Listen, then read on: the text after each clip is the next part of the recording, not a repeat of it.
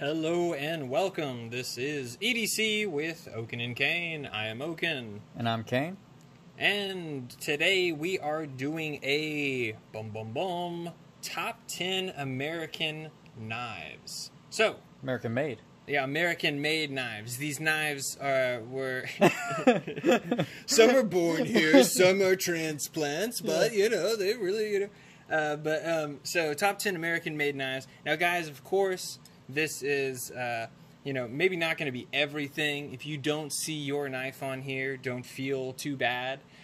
We have a limited collection, as well as, our tastes might be a little different than yours.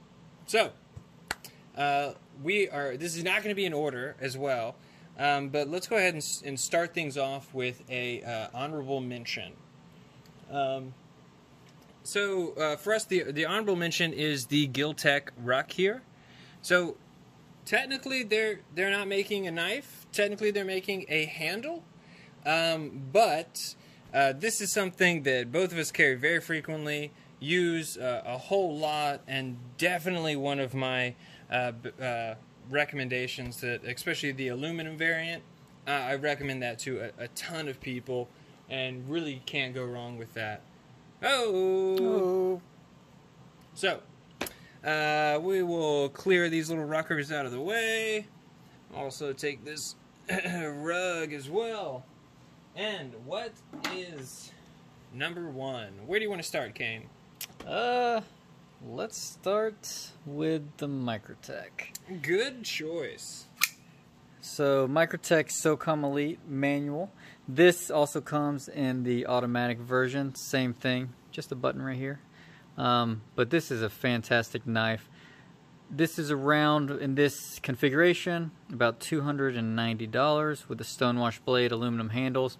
They come in several configurations, including different color handles like blue, green, OD green, black obviously, but several different colors for your taste. Coated, uncoated blades, stonewash, apocalyptic, but just a beast of a knife. Great tolerances.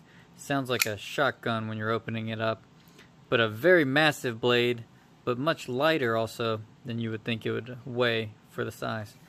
Great ergos, and I think this is just a fantastic American-made knife.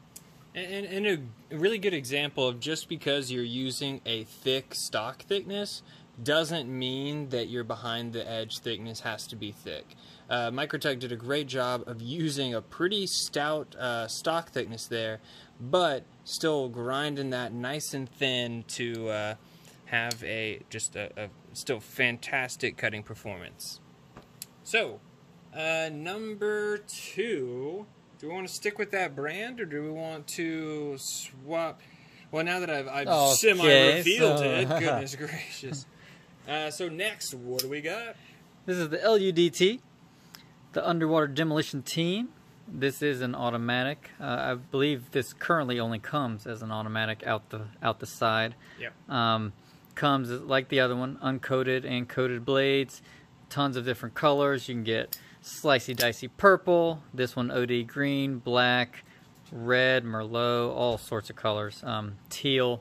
But this is just a fantastic knife, great action, amazing ergos, very slicey, not as big as the SOCOM Elite, so you can carry it more places.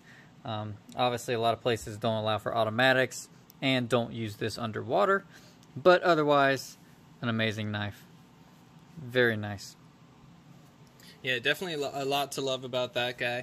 And really, in my opinion, one of the more widely practical Microtechs for kind of EDC. Not everybody is going to need a big hunk of steel like that. This is a tad bit more practical, but still not sacrificing any utility. So, we'll... Yeah, I feel like this one's very underrated as well. Underwatered? Oh, that was terrible. Yeah, didn't really hit my radar until I had it in hand, and then I really, really fell in love with it. So, we'll set this over here. Next, we will... we'll kind of go for a classic, and that is the paramilitary series, or military, paramilitary 2, para 3. This series right here, I think, is just really, really, really great. Personally, I think my favorite is actually the military here, especially in CTS 204P. I really do love that. But all three of these are just fantastic knives. Of course, the PM2 here and Para 3, both featuring the compression lock, which is just super fidgety but still super strong. So no issues there. I don't have a standard Para 3, but to be 100% honest, I would go for the Para 3 lightweight over the standard Para 3. But you really can't go wrong with any of these kind of platforms right here. So yeah, definitely. Ugh. And the great thing about these is Spyderco does so many different steels. You can get it different handle colors, exclusives. I mean, literally anything you want, they're probably making in one version or another.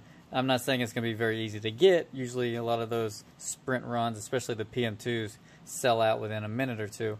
But just the vast options that Spyderco gives you is truly amazing. And we'll just have the PM2 there to represent the trio there. What do we have next? Next, I am thinking I'm thinking the Three Rivers Manufacturing Neutra. Oh wow. Well, that is. All right, that's what happens when you lose your. Goodness gracious. You lose. This is what happens when you use your knives. I was trying to say those words, but it didn't work out. But anyway, that's just some box tape and cardboard kind of stuck on there. I will clean it off after the video, and I will prepare better next time. But really, really love these. These are fantastic, kind of smaller batch knives that are really, really interesting knives. I really enjoy just like the thinness of them and the slicing performance of this guy, and especially the Atom as well, which technically we could have the Atom in here as well. It's essentially the same knife, but it is on bearings. It is a 3.5-inch blade, and there's a couple other smaller differences. It has nested liners versus this being unnested. So yeah, I would say Three Rivers Manufacturing Neutron or the Atom. You just really can't go wrong with. Also, they just came out with a Neutron 2 that I am definitely going to be snagging at some point here soon. So, what is number 5? Take your pick. Take your pick. We'll go with the...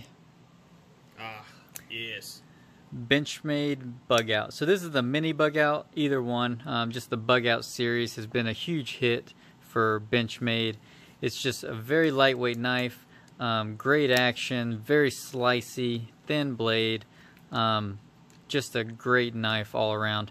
These do have the brass titanium scales on them, but now the regular Bugout is on the Benchmade configurator, so you can actually get the the plastic scales, the G10, or I think, is that all? I think that's it. Yeah, on the configurator, that's all you can get. But obviously, tons of manufacturers make aftermarket scales for the Bugout series. You can also get those in, usually they come S30V, but you can get those in 20CV or M4 steel, which I'm very excited about, and we'll probably pick one of those up in the near future. But just a home run for Benchmade at this point. And we'll go ahead and clear these 5 out of the way and grab our next grouping so it doesn't get too cluttered in the living room. Yeah. Guys, we are going to have to vacuum later, but, don't want to make it too messy. We'll get the whole gang back out at the end of the video. Don't worry, don't worry. For those of you who just skipped to the end to see all of them there. But next we're going to do something that is relatively new, but has stolen the, hearts and minds of, millions across America. That is the Protec Malibu, which really enjoy this guy here. CPM 20 CV. You can just barely see it there. A button or plunge lock, whichever you prefer. And oh yeah, really like this. This is the I think third or fourth manual knife that Protec has done, and they've just really done this guy right. Really like that guy. Can't say enough good things about him. Yeah, they know how to do aluminum scales as well. These are nice soft finish, and that action is just absolutely beautiful. Great knife. Deep carry pocket clip, American made, recessed screws, lots to love. Let's plop you over there for the time being. And next is going to be another grouping here, but that is Strider. Boom, Strider, or in the case of these two here, Protec, but designed by Strider. So I think these are something that is kind of new to us. We've just sort of been able to check these out here recently, and really do have a lot to say about these guys here. I love how hard these kick. Let's see if we can get on camera. I mean, it just, every single time, it just will hit back and then come back and then still lock. So, I mean, it's a knife with recoil, which is kind of impressive in itself. But kicks really hard, but, oh, absolutely. I'm loving these guys so far. So I would definitely say the Protec Striders especially are doing a really good job if you're not sure about going to that full Strider price point there. Yeah, these are some amazing knives. These are done in 154 cm with aluminum handles. Let's get them all out so you can see them. And then this is the mixed Strider version with a nice, almost mirror stonewash finish, flame titanium on the back, aluminum front. Just amazing knives. This sort of reminds me of the PM2, how you have a little bit larger handle compared to the cutting edge of the blade, just because of that. Finger choil is pretty much 100% of the blade. But great ergos and such a beefy knife. You can't go wrong with any of these versions. Yep, definitely. And we'll leave this guy. Well, you know what? We'll leave this guy out to represent the Strider clan. Alrighty. And next, we have got a classic, the ZT-0393. Now, we're kind of at a toss-up between the 0393 and the 0562. Our 0562 is kind of out visiting a friend right now. And honestly, you really can't go wrong with either. I think Kane kind of prefers the 0562. I actually prefer the 0393 a tad bit more. But either way, you can't go wrong. Designed by Rick Hinderer, and just really great action on these guys. Nice and beefy. I love having the external stop pins there. Always great.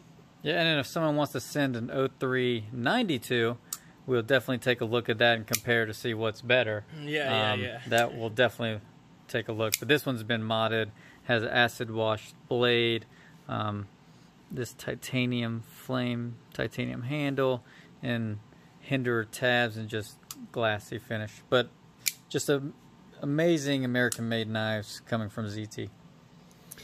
And we'll leave that guy there and pull this guy out. And next, we will do the Chris Reeve Nkosi. Nsingo Nkosi, large with version. The beautiful micarta inlays there. So these knives are just on point. They're not very fidgety. You can tell it's just Very well made, tight tolerances, as everyone says, smooth as glass, opening, closing. Just an awesome knife. Great ergos. Their warranty's amazing. Send it in for spa service. It comes back pretty much brand new. It's gonna get, you know, some of the snail trails just from the titanium. Very normal, but you send this back, they'll blast it almost to look just like the factory finish. So amazing guys over there, and just making quality stuff for several years now. They use right now S35VN. I think soon, hopefully, they'll be switching to the S45VN. I know they've tested it out on the Ecosi for about a year or two, so hopefully that will be coming soon. But these models range from the small ones to the big ones. You can either like around $375 all the way up to like $550 or so. Brand new. So if you're wanting to get into them, you can also look on the secondary market, or try to see one at like Blade Show or something, to where you don't have to purchase it to get it in hand. And last one, and this is something that you could maybe swap out another model for, but this was certainly my particular favorite and definitely a grail of mine, and that is the Hinderer Full Track. Absolutely love this. I love the tri-way pivot. I think that was such a good idea that I am, baffled it took somebody so long to think of something like that and incorporate it so well. So I love that. And then I also love this back spacer, which you just pull this tool right out and you can completely disassemble and reassemble this knife just with that tool there.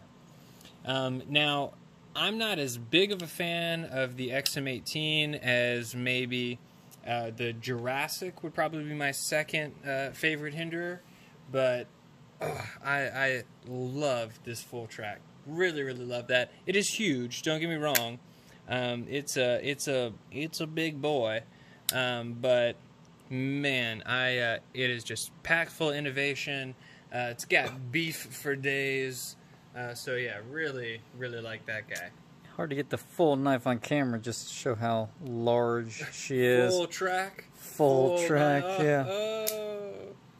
Yeah, she's beefy. So yeah, very much so love that. So that is number 10. So yeah, guys, that was our kind of top 10 American-made knives. Some of our particular favorites. They might not be yours, but that is okay. Let's try to get them all on camera real quick. Yeah, let's see it. For the people that fast forward all the way to the end. Let's get out everybody for a nice family photo. Yep. And we're gonna make it. Are we gonna make it? I generally don't think we're going to. Oh, we're definitely gonna make it. Is that on? No. Nope. Not even close. There. Get that cat out of there. And there. Whew. Beautiful. There we are. So guys, thanks for stopping by the living room. We do appreciate it. But guys, it's time to go. We obviously have quite a bit to clean up here. Have a good day. Later.